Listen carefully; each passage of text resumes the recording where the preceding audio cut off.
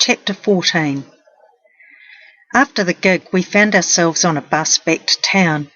Phil had some friends in Auckland who had a flat right in the city, so that's where we headed. We arrived in the middle of the night. It was a typical pot smoker's lair, lots of mess and an assortment of stoned people sitting around in various stages of senility. I don't know who they were, but they knew Phil, and they didn't seem to care that we were there. It was hard to tell who lived there and who was just crashing.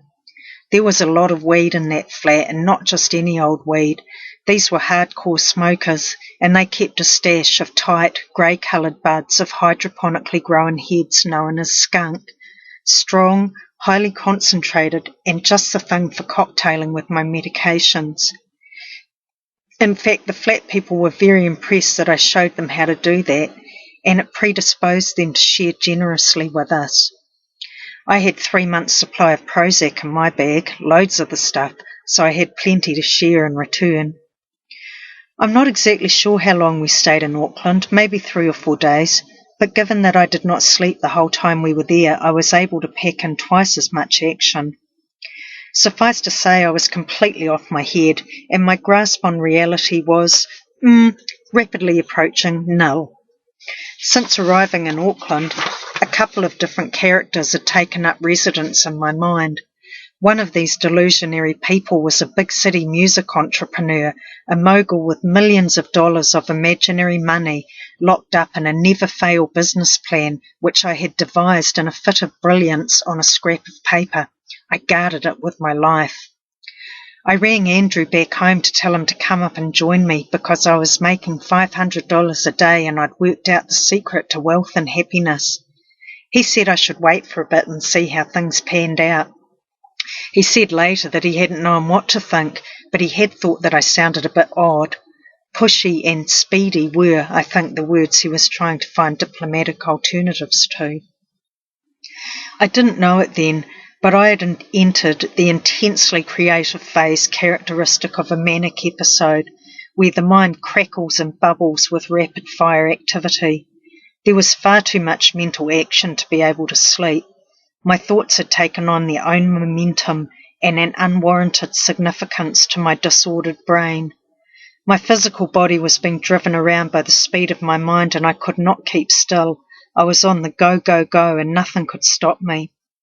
So me, as the self-created music mogul business entrepreneur, roared on foot around the streets of Auckland at lightning speed, scoping out all the things I would need to know about in the halcyon days to come. The critical key to my inevitable success was, of course, in true manic form, an expensive and unattainable item I'd seen in a shop. My bipolar stepsister covets whiteware and kitchen appliances when she's high. In my case, it was a Spectre fretless bass guitar that I'd spied in the window of the music shop down the road from the flat. Several $1,000s worth of smooth. I spent a lot of time in that store looking at it, holding it, trying it out, and of course it was exactly what I needed to further my career. I paid the shop assistant $5 to put it on hold for me, as I knew for sure I would be able to collect it shortly when my dividends came to fruition. I had a major attack of paranoia coming out of that shop one day. I saw a little white hospital car driving past, the driver looking at me intently. This wouldn't have been because I had a shaved head, weighed 6 stone, and generally stood out like an emaciated mental patient. No, they were staring at me because they were onto me. They were looking for me, and if they found me, they would attempt to destroy my business and the great time I was having in Auckland. So I hid. The driver passed on by, oblivious to the fervent overheating of my frontal lobes.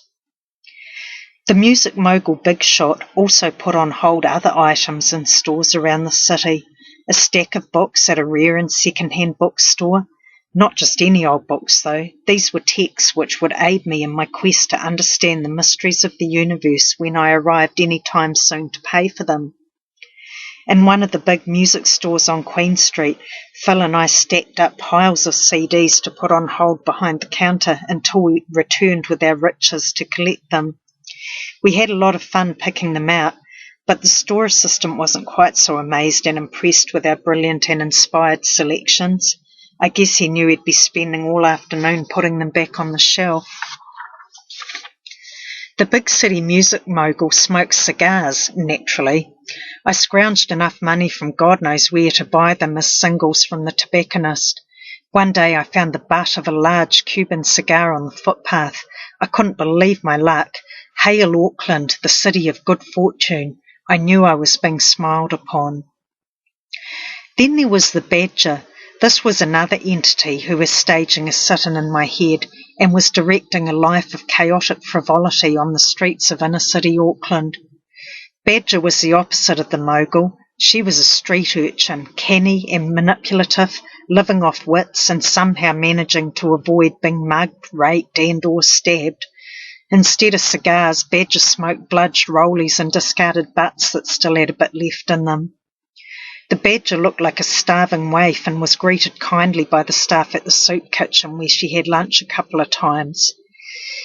There I was able to get a meal and hang out with other psych patients, amongst what Badger felt were my own kind. I could engage in the inane banter and riddles that I'd grown accustomed to in Rata. These lunches were the only time I stopped to eat whilst in Auckland. Eating takes low priority during a manic episode.